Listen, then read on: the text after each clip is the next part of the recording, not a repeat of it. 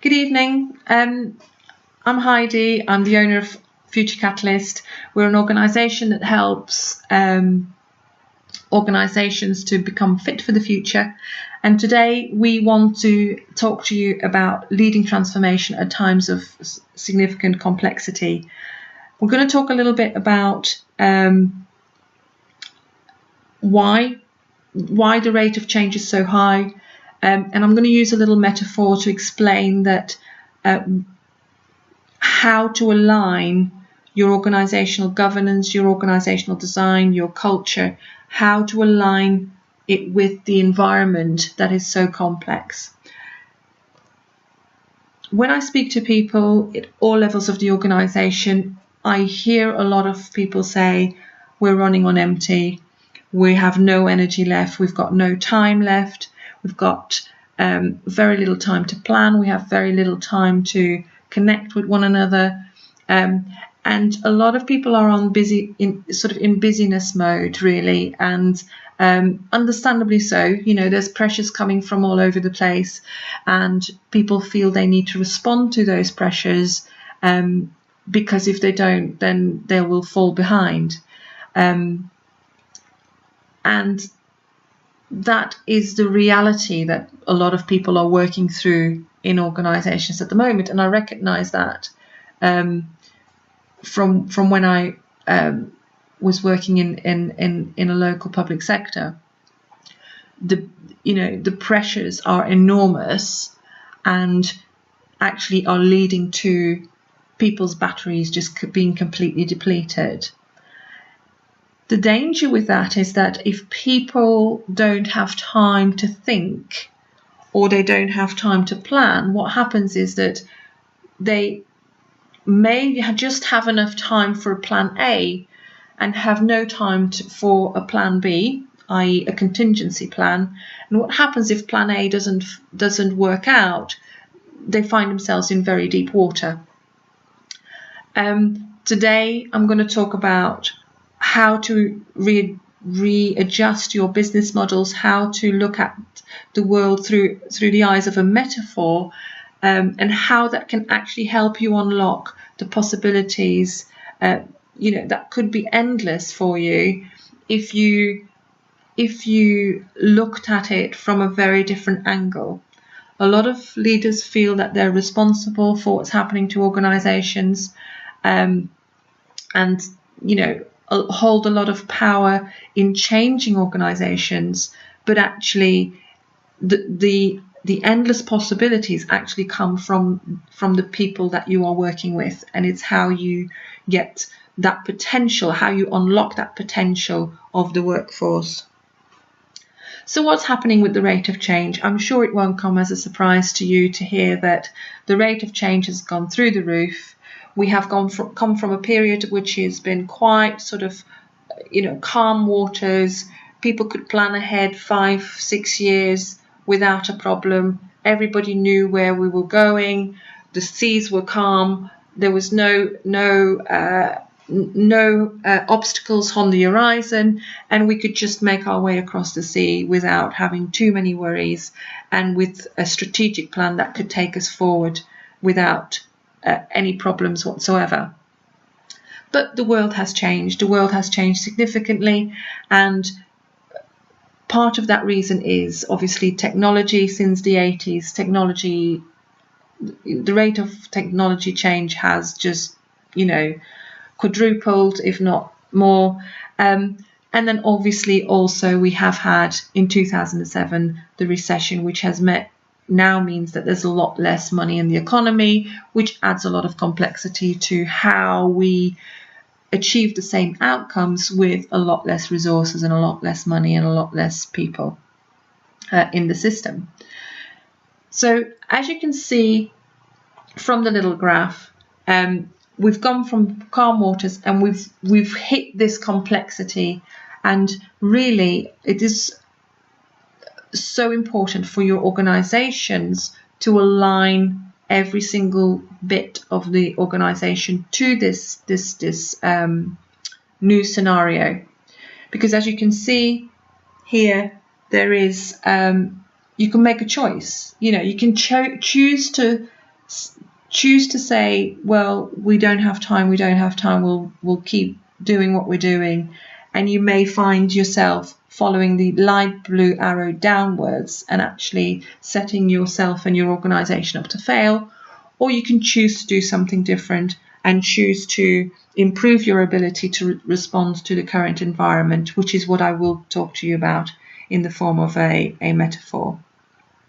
So where are we now?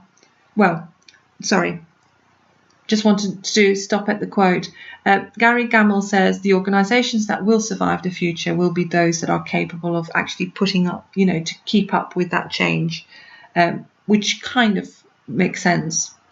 So we're moving really from the flat seas, the calm waters on the one hand, the 2D world of work. We're moving to a 3D world of work, which is very significantly different. People who think in 2D, because we're still running 2D organizations in a 3D world. We're still applying 2D learning to a 3D world. We still have 2D leadership in a 3D world. We need to allow for a leap of faith to a 3D world of work, which should look very different from what we've had before, because that rate of change requires us to govern ourselves differently, but also to structure ourselves differently and to behave differently as an organisation. Only then will an organisation be able to survive. And, as the little frog at the top, it will feel like a leap of faith. And it's not a lot of people feel comfortable about that. I speak to managers, and I know managers who totally get it, who are willing to move forward, who understand the complexity, and who are looking at long-term sustainable solutions. But I also know managers, unfortunately, who believe that this is just a glitch, right? They believe that we will go through this glitch and we will return to calm waters. As I said before, the reason for the change is technology, which keeps going up in pace year on year.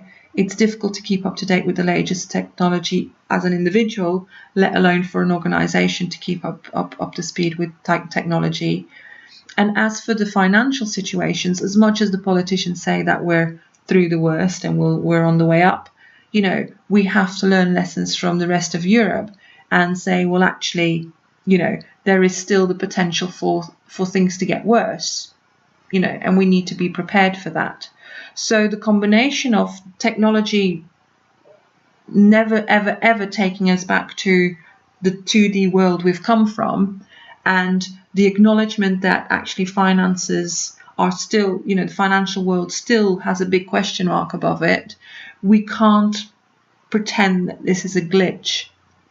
We have to see this as a permanent change that requires us to build different solutions, different organizations that allow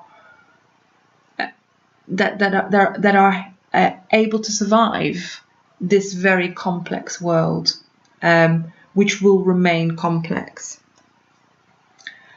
So a little bit of a cartoon to describe that. On the left hand side we've got somebody growing the same old thing, the same old flowers, but actually acknowledging that they're running out of water, and how am I going to grow the same plants with less water, so you can see how that becomes reactive, because you keep watering and you think, but I haven't got enough water to last me. While on the other side, there is someone who started from scratch, who started growing completely different plant that doesn't need so much water, that doesn't need so much resources, that can sustain itself through dry periods, and actually has grown something that is far more sustainable in the future world. So even though it's a cartoon, actually there is a very strong message there about being brave enough to start from scratch in today's world. As I said, I was going to use a little metaphor. The metaphor is a simple one. We, in the 20th century, we have built ourselves organisations that started to look like tankers. Tankers that made people feel safe, tankers that had a captain that knew where they were going, tankers that could carry all the resources with them. They were really great ways to get across big waters that had no real dangers in them. So they could set strategies for 5 years and sail the ship from continent to continent without ever having to worry about what happened with the resources, what happened with the people, what happened with the leadership, and so on and so forth.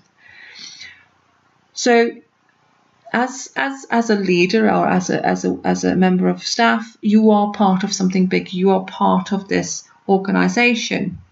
But the organisation equally is part of something bigger, because, as I explained, the economy has changed, the environment in which organisations find themselves have changed, and hence we need to change the organisation, because this is what we've come to. We're in this tanker with lots of people, lots of resources, and great leadership, but our environment has changed.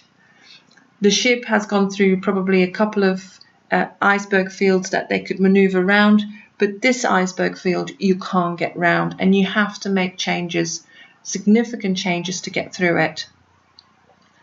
As I said before, people who believe that this is just a glitch will think that beyond the horizon there will be calm waters again, and they will just be looking to get the tanker from one side of the iceberg field to the other side of the iceberg field.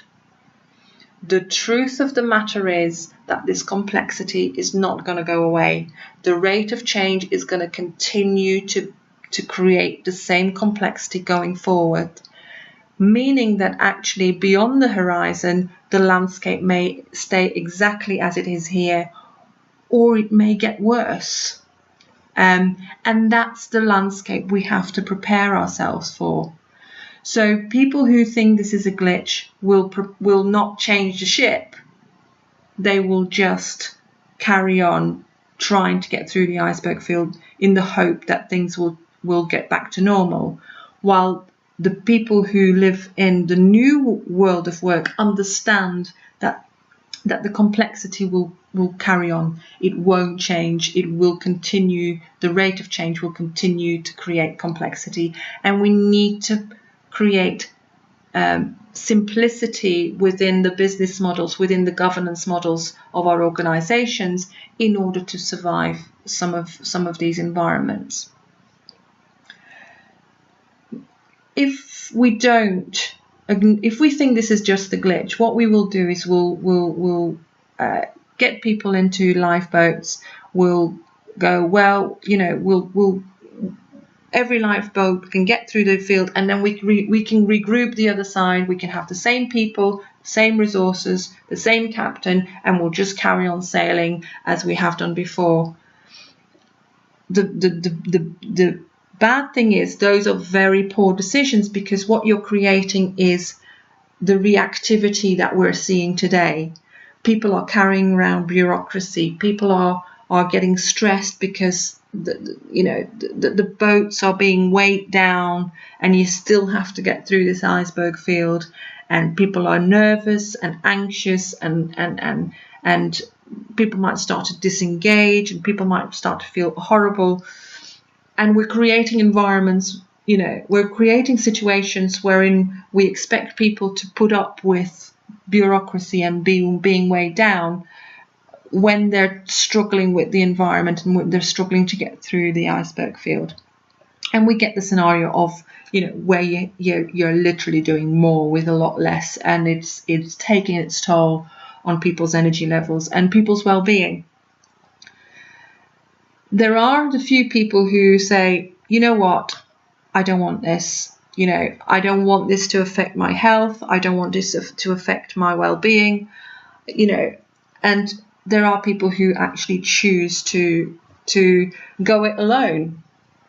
And when I say they go it alone, there's two ways to go it alone. They go it alone on the ship, so they turn a little bit, as we call it, they turn a little bit maverick, and they do whatever they think they need to do within the organisation to make things better. Or they jump ship and they say, I'm going it alone because I don't feel I can trust anybody else to take me through this ice field, because you're just carrying on regardless and we're not going to survive this. So I would rather go it alone and take the risk. And within that, they create a mindset of, less is more. I'd rather have my health, I'd rather have my well-being, and I'd rather go it alone. I know it's going to be tough, but I'd rather trust myself to get through this by myself. And that's kind of what is happening at the moment. And I hope you might recognise some of those scenarios as well. Then there's two ways, going back to the iceberg field, you're standing there with your tanker. There's a couple of ways you can get through, you can get across the journey, the complex journey ahead, which is the iceberg field. The obvious one is to take the lifeboat, to get 12 or 13 people in a lifeboat, to go nicely and safely and calmly and pull together as a team and get through the iceberg field in smaller lifeboats and actually do really well. And I don't, and I think this is a really good solution, because in smaller teams, often you have more accountability, more dispersed leadership that will actually allow you to get through very difficult situations. But there is a little bit of a but. I'm not wanting to diss this at all. It is the safe option and it is the pragmatic option which people will choose. A lot of people will choose. As I said, there are people within your organisation who will see something very different. People who will see beyond the horizon and who will see different possibilities across the horizon will come up with very different ideas. And some of them might be a bit wacky, right? But rather than say, well, this is too futuristic, come on guys, keep your feet on the ground. Actually, there is a nodule of truth in some of these ideas. If you think beyond the horizon and you expect calm seas and you expect that you can regroup, then actually the lifeboat makes a lot of sense, because you're getting people through a difficult situation and you're getting people to the other side. Some people will explore different options across the horizon, and those are the people you really need to find within your organizations, because people who look beyond the horizon and to think of the possibilities beyond that horizon will actually come up with far more sustainable ideas. Because if you think about the fact that beyond the horizon the landscape may stay the same or may get worse, actually, as much as this is far too futuristic, there is a nodule of reality in there, in that if you choose to fly, you actually do not have to worry about the environments that you might encounter if you stay in the water, for example. I know I keep referring to real life and metaphor, but I hope you can see that actually there is a reality in both scenarios, and you shouldn't dismiss that diversity of perspective, because actually the people who maybe are more creative may see something very different from what you're seeing in the future, and you need to respect that, and you need to be able to use that information and make better decisions as a result of it. Because there are solutions that aren't futuristic. There are solutions that actually do allow you to have a very different perspective on the landscape that you may be facing. And actually, there are people who think far enough ahead that and give you those possibilities, those different choices that you may need to remain resilient longer term. And I think you need to hone those ideas rather than shun them. So the people who can think furthest ahead actually are the people who will allow your organization to become more sustainable for the future. Because if you don't make time to think, and we all know the reality, if you don't make time to think, then at some stage there will be no more time to think. And the sad thing is, if you don't have time to think, if you don't have time to plan, if you don't have time to look ahead and consider your possibilities and consider the options ahead, then what you're doing is you're actually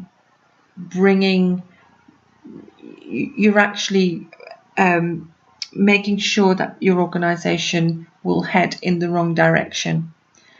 And the sad thing is that you won't just take the organization down, often you will take people down with you as well.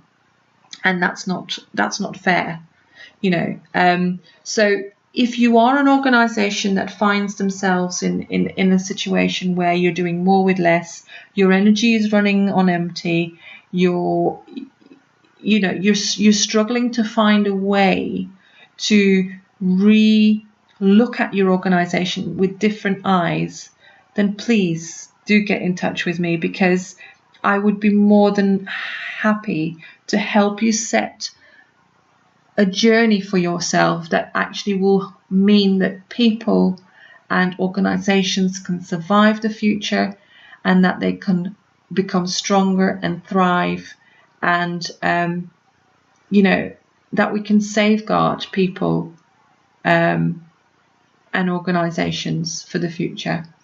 So please do get in touch. I would love to hear from you, and if I can help in any way, I'm always happy to have a chat over a coffee sometimes. So nothing to lose, really. Contact me, let's have a coffee, let's have a chat, and let me learn about your dilemmas, and maybe I can help. Thank you for listening. Bye-bye.